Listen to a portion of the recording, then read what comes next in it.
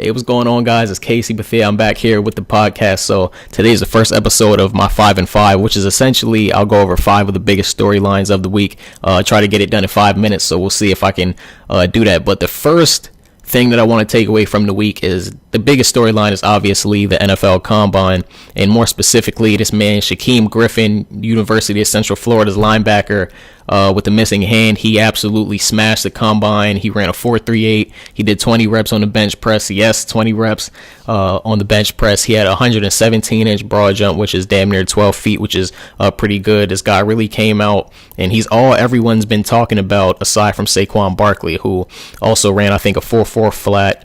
Had himself a pretty good bench press record, and he had like a 40+ inch vertical. I don't know off the top of my head, but they both went out and smashed it. Those are the biggest storylines from the Combine. Another thing I want to touch on is last night Darius Geis actually broke that apparently some team at the Combine in the interview process asked him just straight up, do you like men?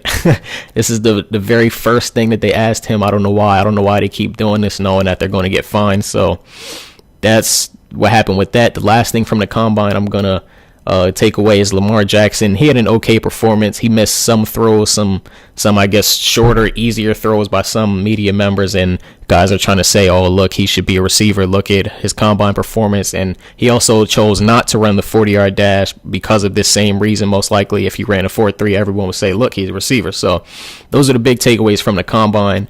The next thing I'm going to hit on is last night Le'Veon Bell was on Instagram Live, and essentially he said, look, I'm going to be on at 8:00 p.m. This is your one chance. Ask me any questions you guys want. And as I'm tuning in, I posted on my Instagram, but somebody basically said, look, why do you want so much money? And Le'Veon just said, look, man, I feel like it's not so much about the money, it's about my value. When I touch the ball 35 times a game, 30 times a game, I'm keeping the ball out of the opponent's hands, and essentially I'm ruining their game plan. So it's more than just, oh, I'm the best running back, I want money. It's about what I do and what my value is to the game and to the team itself, not just, oh, I'm the best player, so I deserve 50 million, 100 million. No, I'm literally changing the entire game plan for the opposing team. So that's what he touches on. He also reported that he will come to week 1 game. He'll probably sit out training camp if there's not a deal worked out, but he'll definitely be there week 1, just same as last year. That's basically what he said. Another big storyline is Michael Bennett from Seattle. He was actually traded to Philadelphia.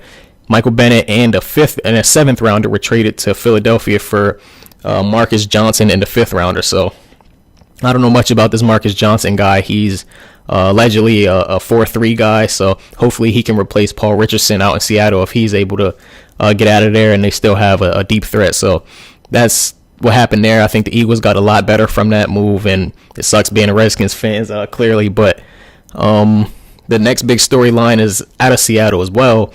Richard Sherman's most likely going to be released within the next couple of days. That's what some reports are saying. His cap hit's too big.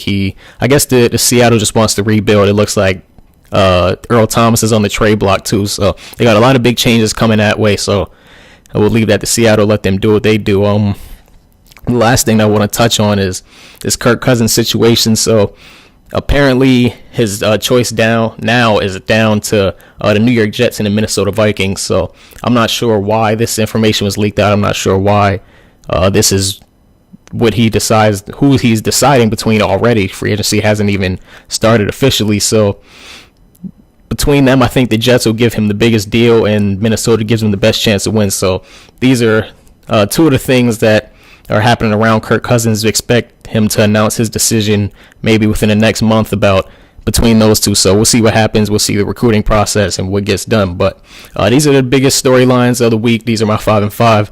Hit me up on Instagram at Kasey Bethea. Check out my podcast on SoundCloud as well and iTunes podcast app.